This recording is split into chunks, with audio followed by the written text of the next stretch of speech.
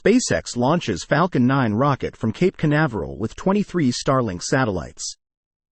The next batch of 23 Starlink satellites for SpaceX's space-based internet service roared into orbit atop a Falcon 9 rocket launched Sunday from Pad 40 at Cape Canaveral Space Force Station at 5:35 p.m. Eastern Standard Time, 22:35 UTC.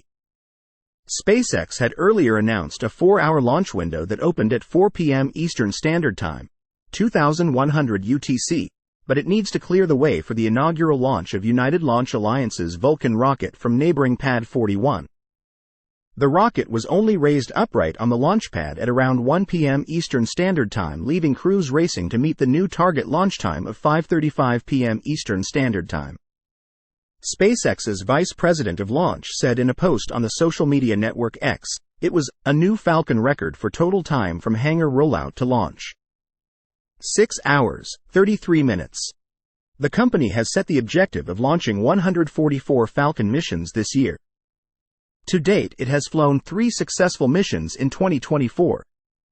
The first stage booster supporting this flight, tail number B1067, was making its 16th flight, becoming just the 4th booster to reach that milestone. There are only 3 other boosters with a longer flight history that are still in use after B1058 was unintentionally destroyed during the recovery process. B1058 to 19 flights, destroyed. B1060 to 17 flights, next flight TBD. B1061 to 17 flights, next flight TBD. B1062 to 17 flights, next flight TBD. B1060, B1061 and B1067 all have the distinction of launching 2 Crew Dragon spacecraft each during their lifetimes. B1080 is set to join that club later this month when it launches on its 5th flight with the Axiom Mission 3, AX-3, astronauts aboard Crew Dragon Freedom. About 8.5 minutes after liftoff, B1067 landed on the drone ship, a shortfall of gravitas. This was the 56th successful booster landing on ASOG since it was put into the mix. The other East Coast-based drone ship, just read the instructions, is still out of commission for servicing in North Carolina.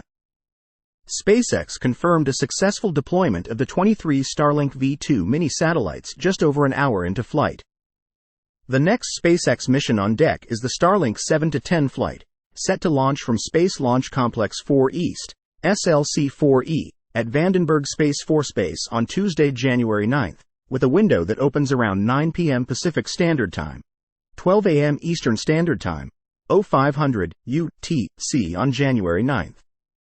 SpaceX has not announced the number of Starlink satellites that will be on board that flight or if there will be more of the new Starlinks that feature direct-to-cell functionality. It will be followed by another Starlink delivery mission from Cape Canaveral on January 13. Starship news on the horizon.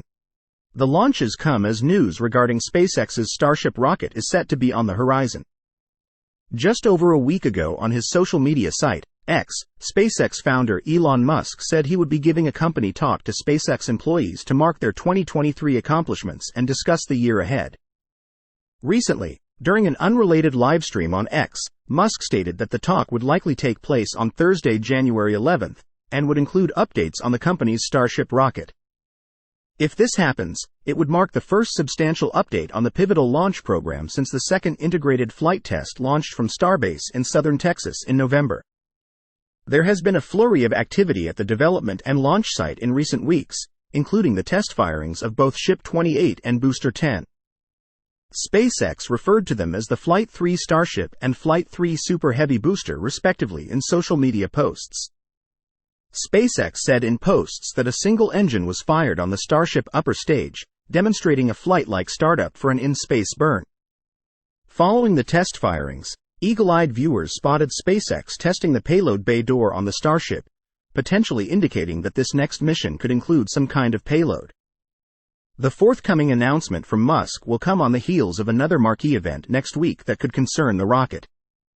In a late Friday notice to members of the press, NASA announced that it will hold a media teleconference to discuss the latest on the Artemis program and the return of humans to the Moon. The update will be led by NASA Administrator Bill Nelson and will feature Jim Free, who as of the start of 2024, is now the NASA Associate Administrator, following the retirement of Bob Cabana.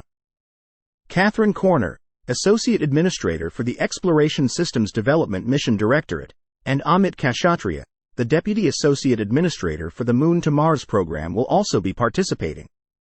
The notice to the press also stated that industry partner representatives also will be available to answer questions, though it doesn't explicitly state if that includes SpaceX or the developer of the lunar spacesuits set to debut on the Artemis 3 mission, Axiom Space.